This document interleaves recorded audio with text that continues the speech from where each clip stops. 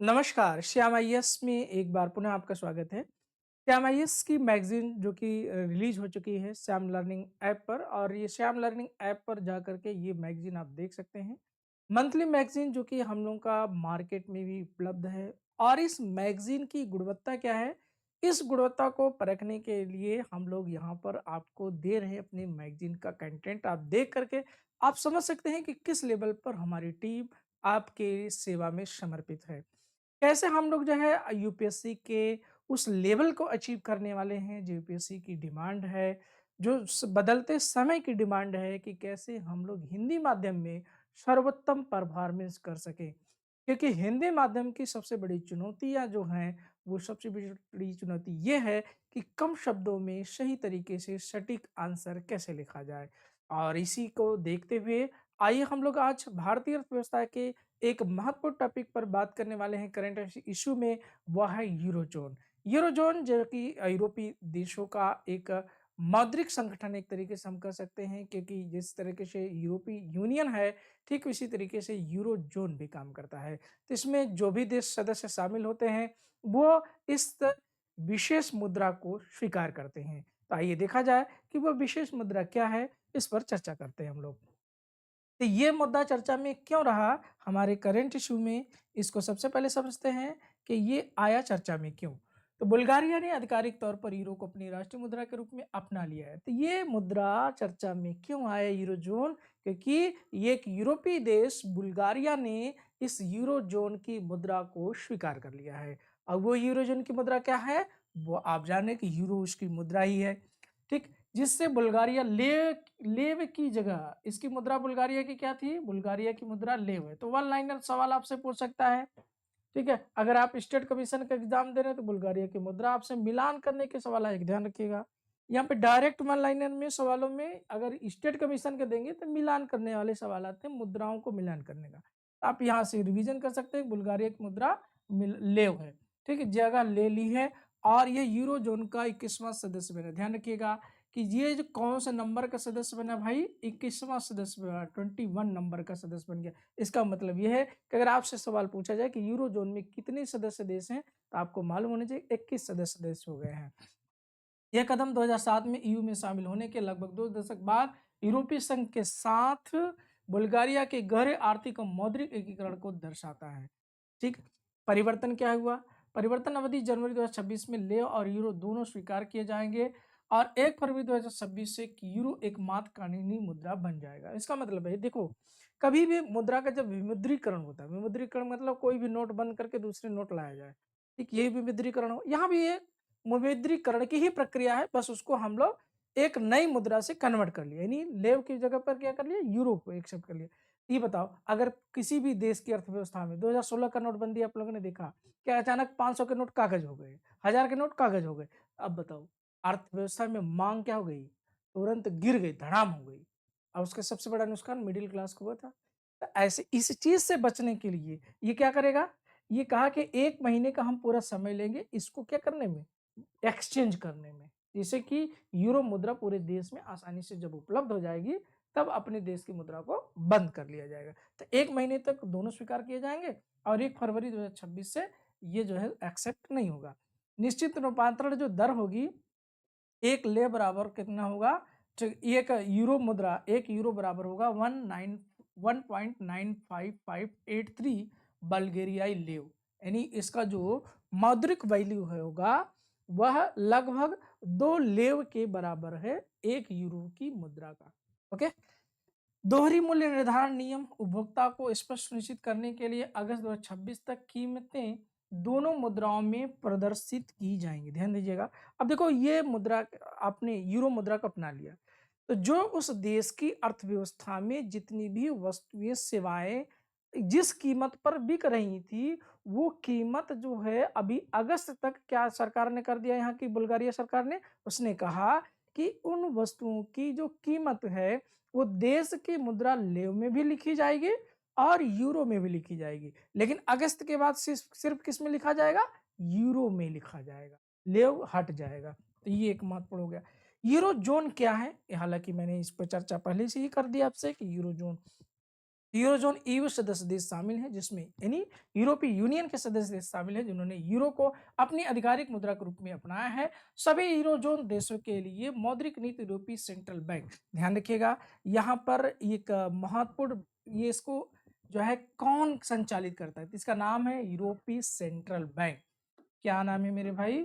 यूरोपीय central bank, ठीक है? यूरोपीय सेंट्रल बैंक जो इस मुद्रा को संचालित करती है, द्वारा प्रतिबंधित की जाती है। सत्यता के लिए मुद्रास्फीति, सार्वजनिक वित्त, विनिमय दर, स्थिरता और ब्याज दरों पर अभिसरण मानदंडों को पूर्ण करना आवश्यक है। देखो, किसी भी मुद्रा के लिए इन्फ्लेशन बहुत महत्वपूर्ण पहलू होता है। क्यों? क्योंकि मुद्रास्फीति ही डिसाइड करती है कि उस मुद्रा का वैल्यू क्या है। ठीक, अगर मुद्रास्फीति बहुत ज़्यादा होगी तो मौद्रिक वैल्यू गिर जाएगा। तो यहाँ पर चूँकि हम मुद्रा एक्सचेंज कर रहे हैं, बदल रहे हैं, परिवर्तन कर रहे हैं, तो मुद्रा की जहाँ पर भी बात आएगी तो मुद्रास्फीति ज़रूर आएगी।